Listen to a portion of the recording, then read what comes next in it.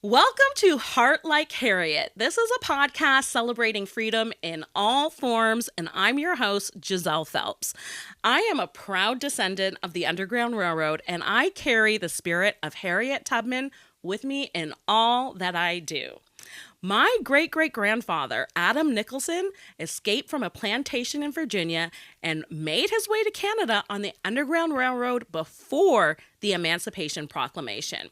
I grew up in a church that was one of Harriet Tubman's last stops on the Underground Railroad. So this podcast is a tribute to her legacy and a love letter to freedom. It's for those who choose to live freely in love, wealth, career, and creativity.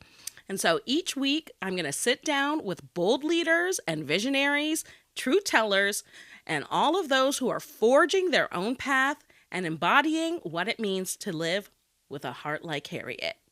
Okay, so let's get into this. So today's guest is an amazing person. She's a close friend and knows the power of creative freedom firsthand. I'm honored to welcome the one and only Nneka Onuorah, aka Nneka Energy. I like that. I like what you did with that. That intro was beautiful. I didn't even know that about you. You didn't? No, I didn't. I had no idea. Oh my goodness. Well, let me finish introducing you. So Nneka is the visionary director behind the documentary Megan Thee Stallion, in her own words, which I went to the premiere of with Nneka. Thank you for having me. And she's also the Emmy award-winning director of Lizzo's Watch Out for the Big Girls and the documentary Truth Be Told. Her debut film in 2015 was called The Same Difference. And Nneka is known for her fearless storytelling centering Black women and queer voices with heart and authenticity and bold perspective. She grew up in Queens, New York, and is part Nigerian. The theme today is freedom and creativity. And if anyone embodies that, it's you, friend. You already know.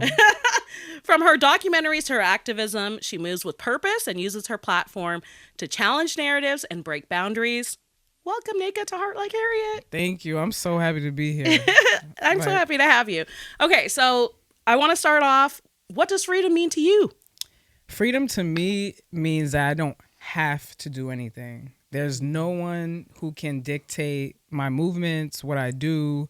You know, funny enough, like being an entrepreneur, I used to always be so scared because I used to work for a TV company. So when I would be back at BT, I would see freelancers coming in being like, yeah, I'm just taking this job, then I'm taking a month off. And I'm like, you can do that? Once I knew that was a thing, I was like, oh no, I cannot work for anybody. I can't do a 9 to 5. I need to have agency over my time. So I think freedom is having agency over time, not having to answer to nobody. So I think that's what that is. I wake up every day and I decide how I'm going to divide my time. My time is not owned by anyone. I love that. Really connecting freedom to how you use your time every day. And I'm sure this is something you apply both personally and professionally, right? Absolutely. Time, people say time is money, but I think time is freedom. You know what I mean? I really feel like what you do with your time really impacts legacy. And so I take it very seriously. Mm-hmm. Okay, and so you're somebody who really expresses their creativity and their freedom through their style. And so I want to ask you about what you have on today. How did you know I was going to have this on? Oh, snap. Okay. My tomboy. Yeah, so how does your fit today demonstrate freedom? Yeah, represent freedom. All right, let's lean into it. So when I first came out as a lesbian woman in New York City, there was all these roles. I came up in the Black Planet era on the websites. So it was this website called like lesbian categories, and it was like stud, soft butch, ultra femme, lipstick lesbian, all this stuff. And I never felt like I fit into it. And so once I realized that I was able to create my own box, I let my spirit lead my style. right? So that's about yeah, Ooh. like freedom in my being able to lead with your spirit. I feel like is freedom too. So in this case with my outfit, I got a tomboy shirt on, but it's kind of haltery. It kind of has like gives you a little belly. You know, my face is beat, my makeup is done, my nails are colorful. I used to only wear black. I used to only have baggy clothes. It took me like time to like be comfortable in embracing my femininity and my masculinity, not feeling like I had to fit in a box, choose one or the other. And so my style always is I'm a walking dichotomy. There's always going to be a masculine and feminine balance to me, and which one kind of leads the charge depends on how I wake up. And that goes again to like owning my time and owning how I feel at any given moment. I don't have to feel any kind of way. I don't have to look any kind of way. I could just be myself, and it's always going to be unexpected. Yeah. And actually, that was one of the questions I wanted to ask you, because in our personal conversations, you've told me before that you consider yourself to be part AKA and part Q, which is an Omega Sci-Fi. Okay, so these are Black Greek sororities for folks that don't know. So an Alpha Kappa Alpha or an Omega Sci-Fi. So you consider yourself part AKA. In theory, she's not. Yeah, she's I'm not an Greek. actual AKA yet. Yeah. If you want to honor me into it, I'm ready. She's ready. But yeah, so that what do you mean by that when you say that? So what I mean by that, I always make a joke because AKAs have like they remind me of my grandmother, who was very refined elegance, simplicity, beauty forward, and service, acts of service. And so that reminds me of the AKAs. And then there's the wild Nneka that you all know. And my friends know, you know, standing on couches, dancing, getting the energy going, being rough and rugged. I got on Timberlands right now. Only New York, only rugged people wear Timberlands. You never see it. You probably won't catch You're an so AKA New in York. Timberlands. But you would catch a Q in Timberlands, you know what I'm saying? So it's like two different sides of me, and so they all live together and in one body in Nneka, you know. So I feel like it created a non-binary energy in me. Like I'm go by she her pronouns, but I feel like people give a stigma to what a woman means. So I always want to redefine that women have the capacity to be anywhere on the spectrum of gender expression that they want to, and it doesn't have to look one way. So I'm always communicating that politically through my style, so people know that without me talking. So I love it. How does that show up, do you feel, in your creative process, in your work? In my creative process, I also feel like just my career in general, like I didn't go the way everybody went. I didn't go to film school. You know, I kind of went to school for psychology, and instead of me being, you know, I don't know, in an office just talking to people through their problems, I focused on doing it through film. I consider my work, my films, a social science. When I go into a Megan Thee Stallion and we're talking about the shadow self, and that comes from Carl Jung theories and things like that. But a social scientist might not, I mean, no one would look at me as that just by face value, but like I'm actually doing social science through my creativity. So I feel like that's very unconventional as well. Absolutely. So I get to geek out under the guise of these documentaries, but really that's what I'm studying, human behavior. So these are things that a lot of people don't know about me, and it's been hard in my career as well to establish that voice so concretely, because people say if you're a lesbian you're supposed to do these kind of movies. You know, some people won't even call me for Pride. I'm like, hey guys, I'm here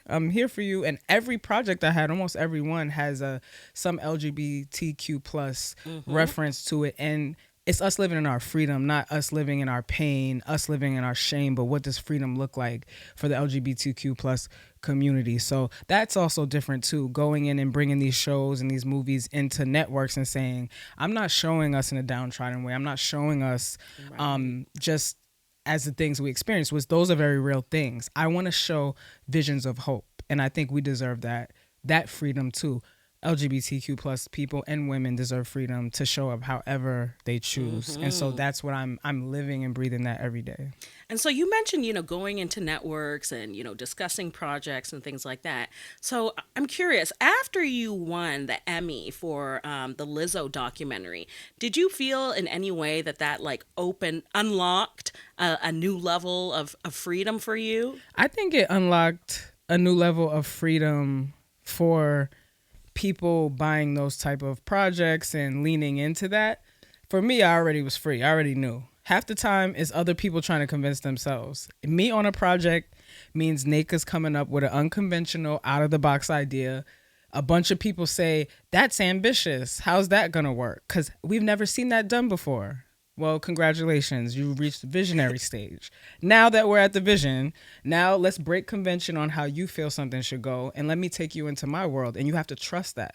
So trust and newness make people uncomfortable in any situation.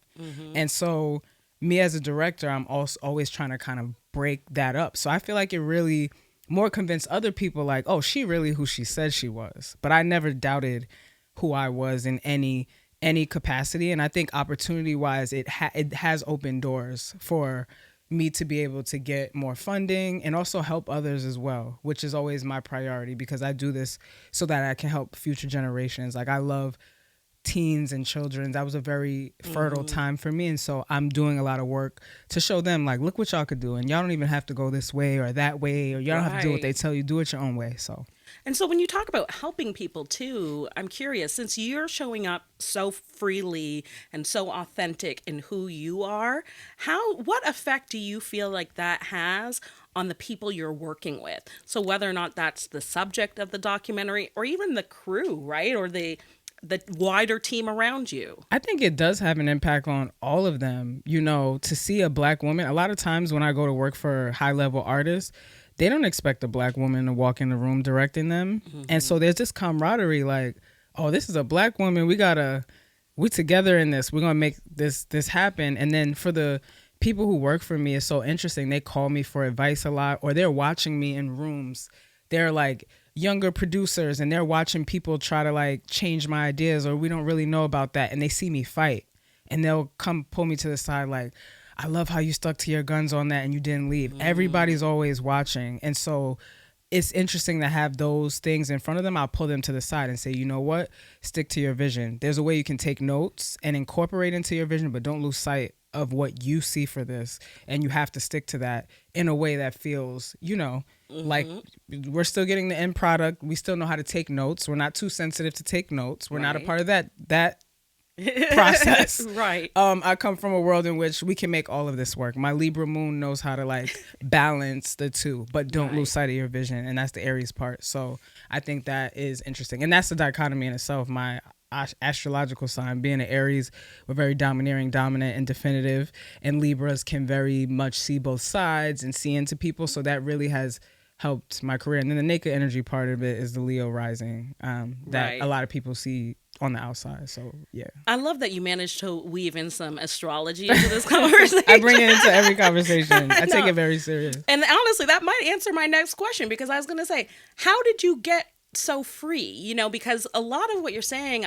I'm the word audacity keeps coming to mind. I'm like, you know, you move with a lot of audacity, which is great, right? You need to have a certain level of audacity to make it in this world, not only as a Black person, as a queer person, but also in Hollywood, right?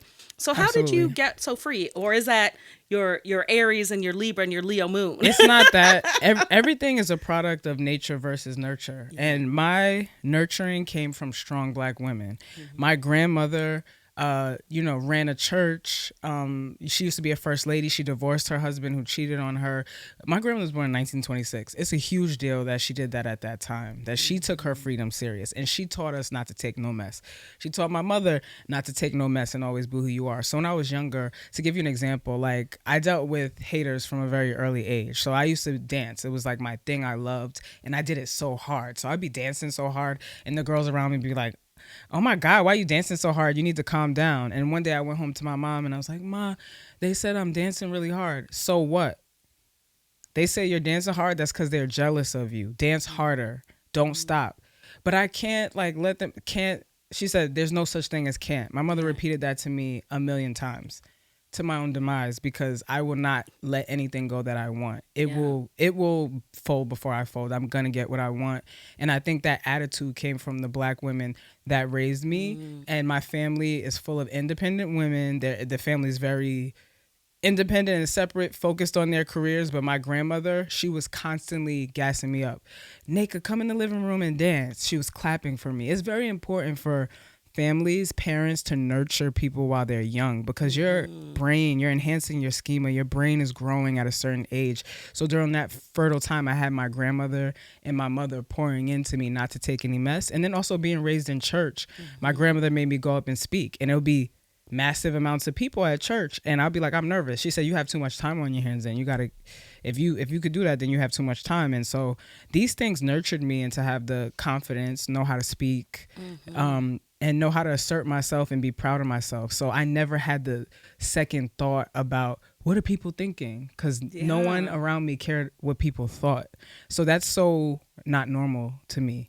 I had to learn that. I had to learn, like, oh, what y'all think? Right. You know, like, oh, what's everybody thinking? Because it's not innate in me to think that. So I think it's all nurture.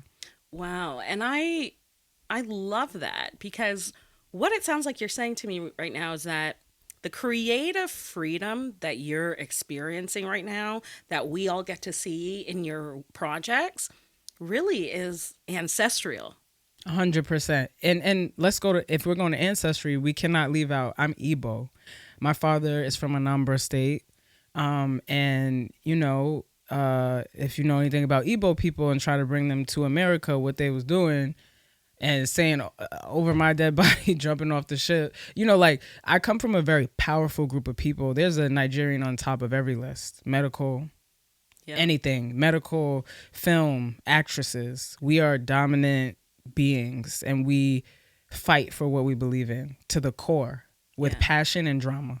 So it's not just my mom's side, but my father's side. And that combination. Absolutely. And my Nneka means mother is supreme.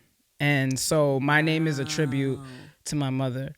And then Onuorah means voice of the people. That's my last name. So I've definitely somehow melded into the meaning of my name, Nneka Onuorah. So that is dope, friend. And I didn't even know that. Yeah, that's what my name means. A lot of people don't know that. Wow. So given all of this, everything you've accomplished, knowing who you are, walking in that truth, living freely, is there a level of creative freedom you haven't achieved yet? I think the thing is, I've been so focused on executing projects that I haven't got to go back and be able to be more vocal as far as speaking outwardly, speaking engagements. I'm working on a book now. I'm writing a book that's about how I got here, completely unconventional. And it's for the dreamers and doers who feel like, I haven't gone traditional route. I didn't go to college. I didn't come up with a bunch of sorority friends. My parents didn't go to college or school, like, or I know how to do this, but I don't have the confidence to do it, or I can't get into this program, or I didn't get into this film festival. I got a way around all that stuff. So I'm writing a book about the unconventional ways, and my story is how I made it, because what's most important to me in my career is how to help the next generation be able to love themselves and do whatever it is that they want with their heart and with their whole chest, and be able to profit off that, make money, and have their own financial freedom as well as creative freedom. Exactly. And so that's what it's for. So I want to be able to do that also. So I'm trying to focus this next couple of years on being vocal again. I was so vocal in the beginning of my career, and I got so caught up with work, but I don't feel fulfilled unless I'm talking to youth, and that is my gift, and that's where I want to like spend a lot of my time doing. Well, first of all, we're breaking news with that. I feel like, you know, like you haven't really talked about this book that's in the works. So thank you for sharing that here on Heart Like Harriet. Yes, only for you. That's it. But also, what's interesting is that, you know, you were wanting to, because in your first film, Same Difference, you were sharing your story, and even in Truth Be Told, right? But now you want to dig deeper in terms of sharing your experiences and your life story at a deeper level. Yes. And I know that you've spoken about just how important vulnerability is to you, right? Absolutely. Vulnerability is super important. Yeah. And so I would imagine this is like, you know, unlocking new layers. Like you want to just peel it all back. I do. I want to be able to share the truths. Instagram and social media is not telling my story. You know, people see me with caviar and on nice, expensive vacations, which is true because I love that and I'm a Taurus, right. Venus. So I'm going to do that. But in terms of What I really go through, people don't see how I have to fight for a lot of my projects. You know, my mom just passed away. She's been sick for 10 years. I've been dealing with trying to take care of my mom, tumultuous family stuff that I'm navigating around. You know, finding vulnerability in love, like teaching myself how to love and be loved by a beautiful woman, you know, that takes great care of me. You know, like all these different things are things that I'm having to teach myself. And these are things that people should know because we're not just workers, we're human beings. And I think I want to show the humanity in myself because if someone could record me, it's because I'm so busy recording everybody else. But if somebody was watching my life, it's really like a movie and magical things happen and some crazy things happen. And the way I've navigated them and figured out how to thrive and be free within that is something that needs to be told because people are suffering and I don't want to add to the narrative that everything's just always okay. So I'm pushing myself to be more vulnerable and allowing access into that space. At the same time, you always want to protect yourself because you don't want people in the most sacred pieces of you. Right. But I do want to share enough to inspire people to be like, you could do it, let's get it, and start hiring people on my projects. I've been putting stuff on Instagram now, like I have this opportunity, send me your stuff, and then I can talk to people about how to send resumes properly, how to do things. So I just want to get back in the community. I want to get my hands on the ground a little bit more. So. I love that. And also just to be fully seen. Absolutely. Right? Like, absolutely. For I don't every think, part of you. Yeah, I don't think I don't think I'm seen fully as much because I'm so outside the box. And nobody can just say, Nneka's this or Nneka's concretely that. And every time you do that, like you see me in the gym running, I'm listening to Frank Sinatra. The best is yet to come. Right. And then the next second is Yolanda Adams. The next second is Young Jeezy. And the next second is, it's just, I am a multitude of experiences and it's hard to box me. And society doesn't make a lot of commercialization for people who are outside of that box. But that's what I'm gonna change. So that's my life path and my goals. Yeah. So. And I want to ask a question because you raised an interesting point about, you know, you do love caviar and European trips. We know that, right? But that made me think about just like the financial piece of creativity, right? Because obviously, you know, we live in LA, we live in Hollywood, and you know, money and creativity go hand in hand. Correct. And so, you know, now you're at a place where you're working on bigger budget projects, right? So you can do more, you have more creative freedom because you have more money, you have more resources. Absolutely. Yeah. But that came from risking my resources in the beginning. I spent all my money to make my first movie. I funded it. I bartered it. I said, I'll get you some Jordans if you shoot this for me tonight. You want them new Jordans? I got you. Or, yeah, you know, I really need this edited. Can I do something else in exchange for you? And so I did that for my first project. And so a lot of that helped me build my own project, and I got to see how that works real time. And so I invested in myself. And that's what I encourage everyone to do. Do not play.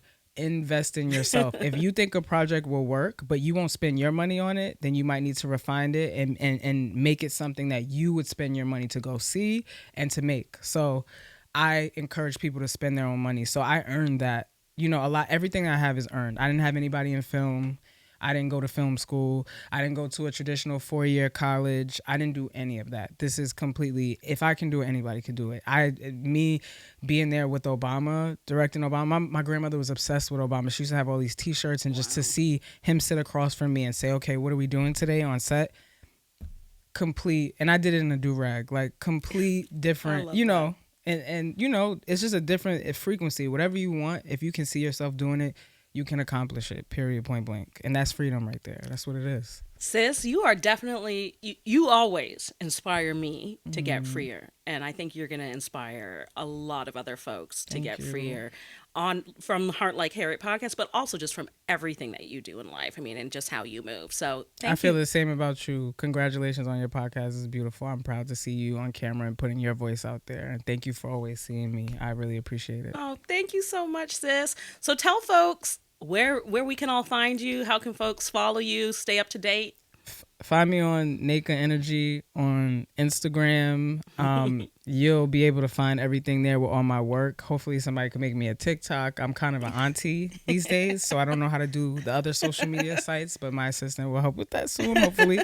But yeah, find me on Nneka Energy on Instagram. And I have a lot of movies coming out that I can't even announce now, but just know we coming out strong in the next year with these next couple of movies that I've been working on. So ready for that. And me going into scripted film. So get ready for that voice too. So. We ready. You're taking the freedom to new heights. Yeah. That's what it is. It's like you can always get more free. Absolutely. I love it.